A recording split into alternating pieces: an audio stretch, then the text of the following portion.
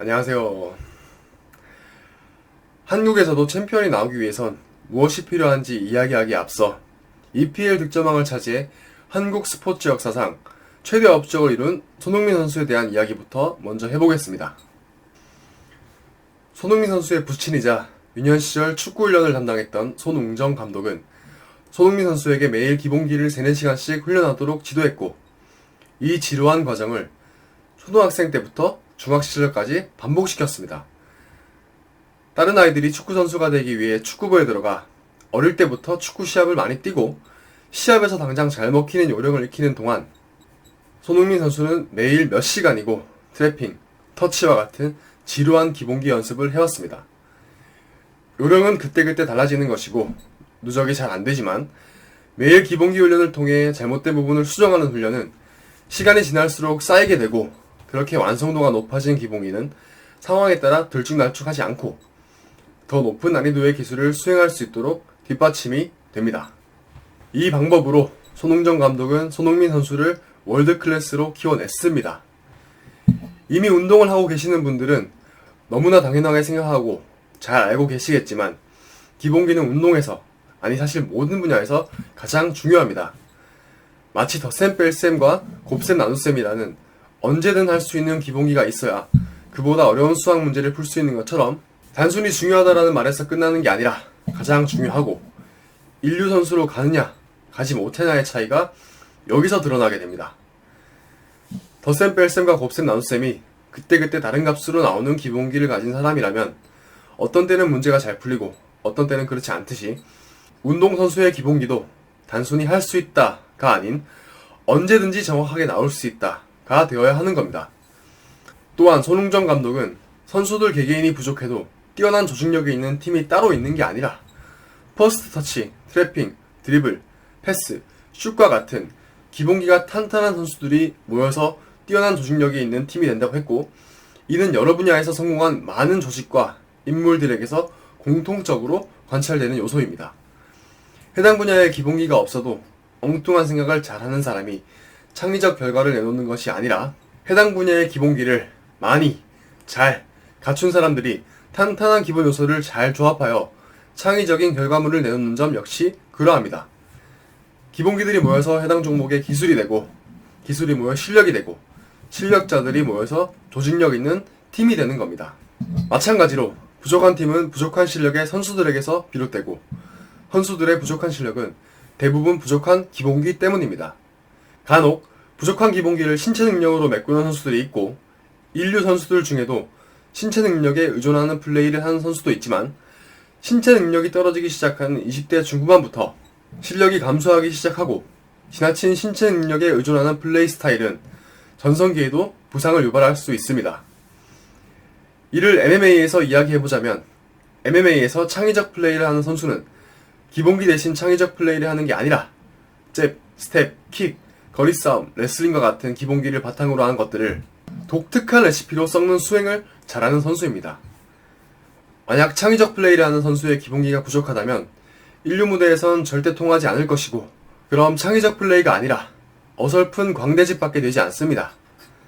마찬가지로 카운터 펀치를 잘 치는 선수들은 특유의 감각이 뛰어난 것도 사실이지만, 상대가 미리 예측하기 힘들도록 예비 동작이 없는 좋은 타격 자세와 같은 완성도 높은 공격 기본기가 장착되어 있고, 카운터하기 좋은 상황을 상대에게 잘 이끌어내는 기본기가 있기 때문에 뛰어난 카운터 능력을 보이는 것이지, 아무리 감각이 뛰어나도 위에 기본기가 없다면 인류 세계에선 뛰어난 카운터 펀처가 되기 어렵습니다. 여기서 두 가지 사실을 짚고 넘어가겠습니다. 하나, 기본기를 철저하게 다져야 한다. 둘, 기본기를 다질 수 있는 최적의 시간은 전반적인 신체 능력이 감소하는 20대 중반 이전이다. 이 두 가지 사실에서 알 수 있는 결론은 기본기를 철저히 다지되 유소년기를 잘 활용해야 한다는 것입니다. 신체 능력이 내리막인 20대 중후반부터는 신체 능력을 감소시키지 않기 위한 훈련에도 많은 시간을 써야 하기 때문에, 시간이 한정되어 있는 우리는 유소년기에 기본기 훈련을 철저히 해야 하는 중요성을 알아야 합니다. 시간이 한정되어 있다는 점 외에도 유소년기에 기본기를 철저히 훈련해야 하는 이유가 또 있습니다. 일단 체중이 성인이 되었을 때보다 가볍죠. 100kg이 나가는 사람보다 70kg의 체중인 사람이 더 많은 반복 훈련을 할 수 있죠.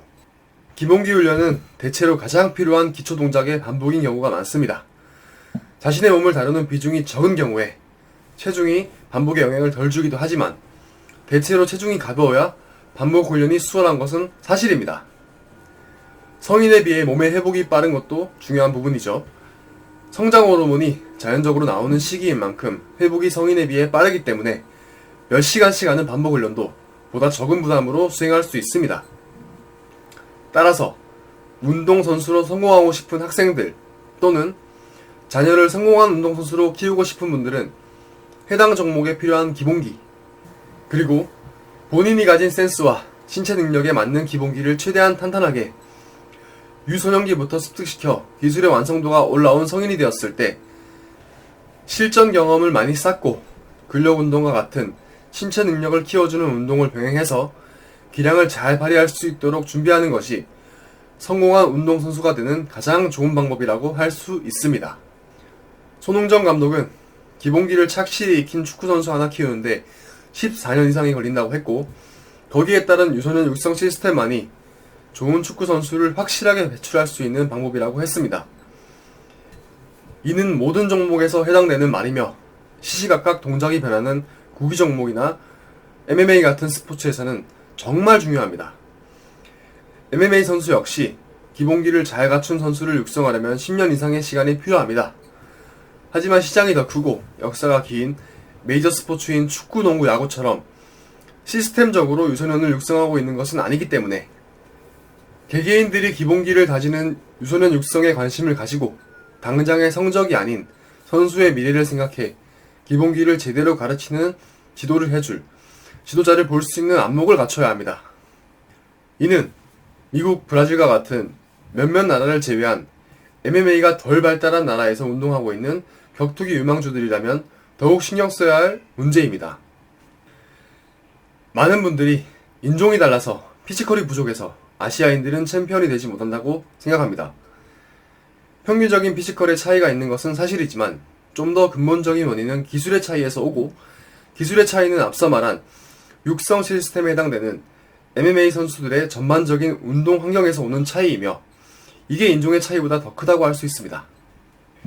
미국의 경우 국가대표 레슬링 선수가 목표가 아닌 학생들도 교내에서 레슬링을 배울 수 있을 만큼 인프라가 충분하고 브라질은 어릴 때부터 주짓수를 시작한 청소년 선수들이 한국의 성인 선수보다 더 뛰어난 경우가 있는 점을 감안하면 이들이 성인 선수가 되었을 때 국내 MMA 선수와의 기본기 차이는 상당히 크다고 할 수 있습니다. 이들은 기본기가 충분히 갖춰진 상태에서 기술의 조합을 익히면 되지만 한국의 성인 선수들은 기본기도 쌓아야 하고 기본기를 바탕으로 한 기술의 조합도 익혀야 하며 체력 훈련까지 해야 하는 시간적 한계를 겪게 됩니다. 이렇듯 MMA 선진국에 비하면 부족한 게 사실이지만 최근에는 한국에서도 기본기를 중시하고 잘 가르쳐 주시는 코치분들이 있습니다. 이제 운동을 시작하려 하거나 시작한 지 얼마 되지 않아 방향을 제대로 잡아야 할 분들이 일찍이 좋은 지도자분들께 지도를 잘 받으며 기본기를 확실하게 다져 제2, 제3의 정찬성, 김동현 선수와 같은 아니 그들을 뛰어넘는 멋진 월드클래스 선수들이 여러 종목에서 많이 나왔으면 좋겠네요. 이 영상에 나온 이야기는 손흥정 감독의 책 모든 것은 기본기에서 시작한다를 참조하여 만들었습니다. 시청해주셔서 감사합니다.